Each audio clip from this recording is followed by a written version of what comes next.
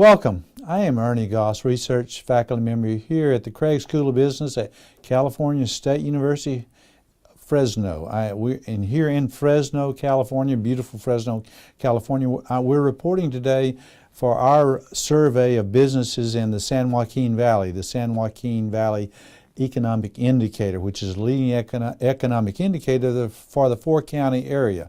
Now, what is the index for the month of September to be released today, the first business day of October? The index was up for the month of September, and that's a good signal. In fact, it was up to its highest level since March of 2013. Of course, that's a good signal for the economy expanding. And of course, the Fresno, the San Joaquin Valley area, some economic real issues in the past since the recession, since it began in December of 2007.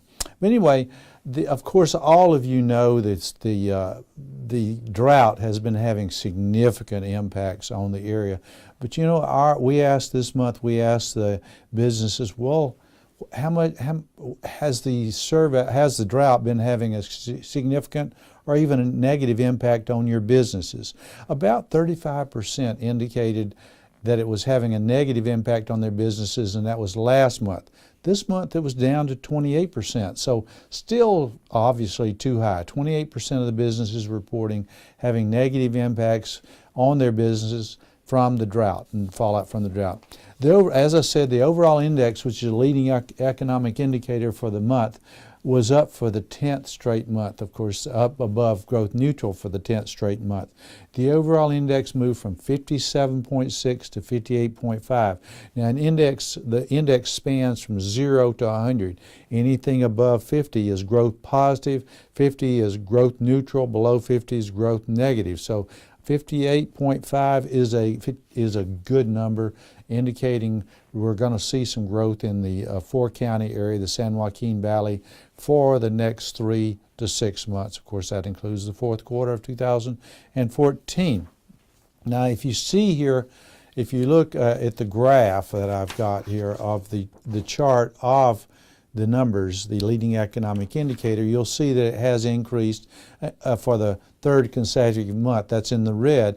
In the blue, you see the U.S., and of course, they're both moving up at a pretty brisk pace, indicating again that this economy is continuing to expand.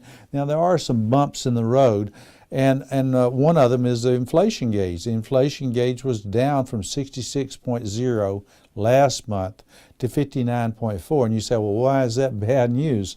Inflation, the inflation index is down. Now I'm getting a little concerned, many economists, especially on the Federal Reserve Open Market Committee, the Federal Reserve is getting concerned about not enough inflation.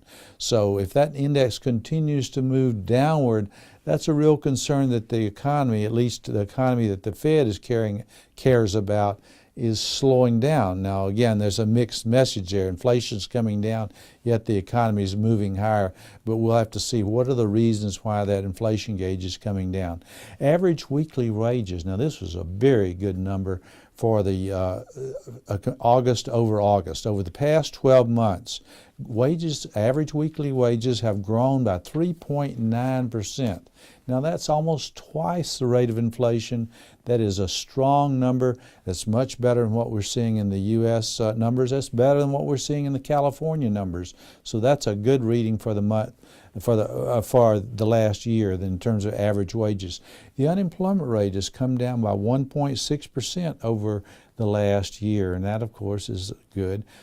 And here's one of the oddities coming out. I shouldn't say oddities. It's different from what we're seeing in the U.S. The participation rate's going up. In other words, we're not having near the percentage of workers withdrawing, getting discouraged, leaving the labor market. In other words, they're either looking for a job or they've got a job. So that's contrary to what we're seeing in the U.S., and that's a good signal that labor force participation rate remains strong.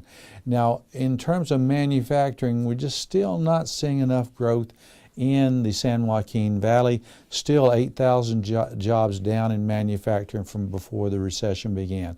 Construction softened a bit for the month, and that's a concern We're still not back to pre-recession levels for the construction industry. Wholesale trade looking strong. We're seeing growth there. Temporary employment, still seeing too much of that. In other words, not as much full-time employment growth as we'd like to see. So some of those jobs that I just talked about are part-time, and of course that's not what we'd like to see, but it's better temporary than not at all. So I'll take those temporary jobs, and I think you probably will as well. Now, what to watch out for in the next month? Keep an eye on that Case-Shiller home price index. That number's been coming down. The housing sector's weakened. The growth is weakened in the San Joaquin Valley. That's a concern of mine. That number is coming down a bit more than I'd like. I think it needs to come down, but not like what we're seeing. Pretty dramatic decline there. Now, it's still growing. Prices are still growing according to that index. Keep an eye on the jobs numbers that come out this Friday. Now, if that number is less than 100,000 jobs added for September, that's clearly a negative sign. More than 200,000, that's a real good sign. So anything between 100,000, 200,000, sort of neutral news. Look for wage growth. Look in that employment report that comes out Friday. Watch for wage growth, year-over-year wage growth. Very important. That's an inflation gauge. That's a number the Fed is watching. That's Janet Yellen, head of the Federal Reserve. That number, if that number comes out and it's less than 2%, again, not strong enough, needs to be over 2%, needs to be something like what we're seeing in the San Joaquin Valley. Keep an eye on the 10-year Treasury, as I've always talked about each month. That tells us whether the economy is weakening, the global economy, whether it's strengthening. If it did ever get back to 3%, it's been below 3% for quite some time. If it got above 3%, of course, that's telling you a lot of inflation. It's well below 3%, telling you there's a real concern out there about what's going on in Hong Kong, what's going on in Russia, the Ukraine as a result of Russian action there, and of course what's going on in Syria and the Iraq, what's going on in Iraq as well. Now, GDP growth comes out on October the 30th. Keep an eye on that number. Look at it. Take a measure of it. If the growth is annualized and season adjusted, if that number happens to be, say, above 3%, that's very good. Now, if it's below 2%, not so good. Neutral, 2 to 3%. So there's where we're talking about anywhere between 2, 2.5, 2.75, 2.8, neutral. Above that, 3% certainly strong. Now, the risk, housing market. I'm really concerned about the housing market. Watch those cues, I should say, and keys as well, coming out of the Census Bureau, coming from Case-Shiller. Look at trade embargoes, the Russian trade embargoes, whether they're embargoing our goods going into Russia or whether we're embargoing their goods coming into our country. China, Hong Kong again. Europe slowing down too much there. They move into recessionary territory, which I think they are.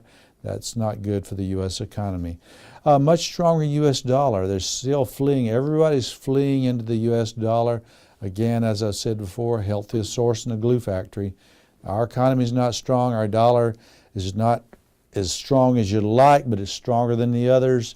Moving into that, buying our stock, buying our bonds, driving our yields down, driving our stock prices up. Everybody said, why is our stock market up? No other place to go. You've got low yields. You've got a lot more uncertainty outside the U.S. than you do in the U.S. Farm income, as a result of that strengthening dollar, that's pushed farm income down. At least we're seeing that moving downward, the growth there, and even into negative territory for certain types of farms. Grain prices down by 30% over the last year. That's going to show up particularly for those areas of the country that are dependent on farm income. Of course, that includes the San Joaquin Valley, where farming is very important. And again, watch the unemployment rate moving down as the participation rate moves down as well. Fortunately for the San Joaquin Valley, it's been moving up, but the U.S. numbers, participation rates are coming down.